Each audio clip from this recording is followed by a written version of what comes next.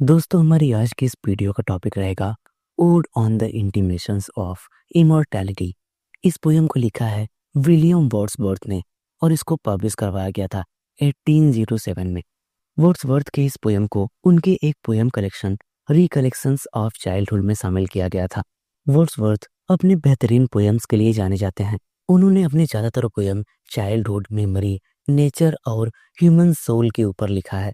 हमारे नरेटर को याद है, जब वो एक बच्चा था तो उसने पूरी दुनिया को स्वर्गीय सुंदरता से चमकते देखा था और आश्चर्य करता है कि अब जब वो एक वयस्क है तो वो सुंदरता कहीं चली गई है।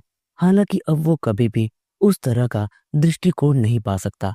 वह इस बात का निष्कर्ष निकालता है कि वो अभी भी अपनी यादों पर अपना विश्वास जमा सकता है। वर्ड्सवर्थ ने अपनी इस पोयम में ये लॉजिक दिया है कि मानव आत्मा शाश्वत है। उनका मानना है कि आत्मा वास्तव में स्वर्ग से आती है, जहां वह लोगों के जन्म से पहले ही मौजूद होती है और एक दिन वो उसी जगह फिर से वापस लौट जाती है। तो आइए दोस्तों, हम इस पोयम की समरी को डिस्कस करते हैं।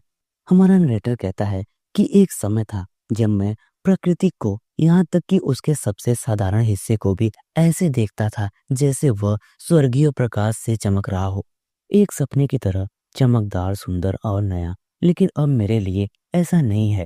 अब मैं जहाँ भी देखता हूँ, रात में या दिन में, मैं वो चीज़ नहीं देख पाता जो मैं पहले देखता था। इंद्रधनुष दिखाई देते हैं और गायब हो जाते हैं। गुलाब सुंदर होते हैं। चाँद साफ आसमान में खुशी से चारों ओर दिखाई पड़ता है। सितारों को प्रतिबिंबित करने वाला पानी बेहद प्यारा होता है और हर सूर्योदय एक शानदार नई शुरुआत है। और फिर भी मुझे पता है, चाहे मैं कहीं भी घूमूं, कोई चमकता हुआ प्रकाश इस दुनिया को छोड़कर चला गया है। आज जब मैंने वसंत के पक्षियों को खुशी से गाते हुए सुना और नए मेमनों को इधर उधर उछलते हुए देखा, जैसे कि वे ढोल की थाप पर नाच रहे हों, तो मेरे मन में एक सौपूर्ण विचार आया। मैंने जल्द ही उस विचार को व्यक्त किया, जिससे मुझे बेहतर महसूस हुआ और अब मैंने अपनी ताकत वापस पा ली है। पहाड़ों पर झरने तुरही के जैसे आवाज करते हैं। मैं दुखी होकर प्यारे बसंत का अपमान करना बंद कर दूंगा। मैं पहाड़ों की गूंज सुन सकता हूँ। हवाएं सपनों की भूमि से सीधे आती हुई लगती हैं और पूरी दुनिया खुश है। भूमि और समुद्र समान रूप से खुश हैं और हर जीवित प्राणी मई की खुशी साझा करता है। तुम सभी बच्चे खुशी से चिल्लाओ और मुझे भी चिल्लाते हुए सुनने दो। तुम सब एक खुशमिजाज युवा चरवाहे हो। तुम भाग्यशाली जीवित प्राणियों, मैंने तुम्हें एक दूसरे को पुकारते हुए सुना है। मैं देख सकता हूँ कि जब तुम जश्न मना रहे हो तो स्वर्ग भी तुम्हारे साथ हंस रहा है। मेरा दिल तुम्हारे साथ आनंदित होता है और मेरा सिर तुम्हारी खुशी से सराबोर होता है। मैं तुम्हारी खुशी को पूरी तरह से महसूस करता हूँ। यह वास्तव में एक भयानक बात होगी अगर मैं उदास हो जाऊं, जबकि दुनिया इस खूबसूरत मई की सुबह को खुद में इतनी खूबसूरती से सजा रही है। और जब हर जगह बच्चे दुनिया भर में हजारों घाटियों में फूल चुन रहे हैं, और जब सूरज चमक रहा है और छोटे बच्चे अपनी माताओं की बाहों में उछल रहे हैं, मैं ये सब उत्सव खुशी से सुनता हूँ। लेकिन दुनिया में सभी पेड़ों में से एक पेड़ है, एक मैदान है जिसे मैंने कभी देखा था। ये दोनों मुझे याद दिलाते हैं कि मेरे लिए कुछ खो गया है। मेरे पैरों के पास जो छोटा सा फूल मैंने देखा है, वो यही मुझे बताते हैं। जब हम जन्म लेते हैं तो ऐसा लगता है कि हम सो जाते हैं और भूल जाते हैं कि हम कहाँ से आए हैं। हमारी आत्माएं जो हमारे साथ जन्म लेती हैं, छोटे सूरज की तरह उगती हैं, एक अलग दूर की दुनिया से धरती पर आई हैं। हम इस दुनिया में पूरी तरह से भूल कर नहीं आते हैं हम कहाँ से आए हैं, और हम यहाँ खाली स्लेट के रूप में नहीं आते।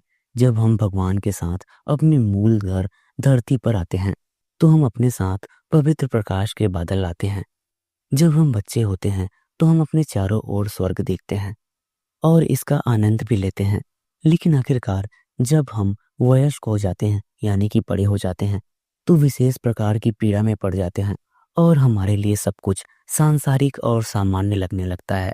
जब एक बच्चा छोटा होता है तो वो खिलौनों के बीच बैठा रहता है और उन्हीं के साथ खेलता है। वो अपने माता पिता के प्यार और स्नेह, बचकानी चीजों में खोया रहता है।